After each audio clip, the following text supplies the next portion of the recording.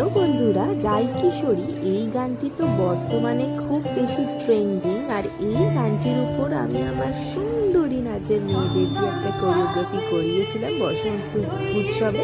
দেখো তো তোমাদের কেমন লাগে, কিছুটা অংশই শেয়ার করলাম।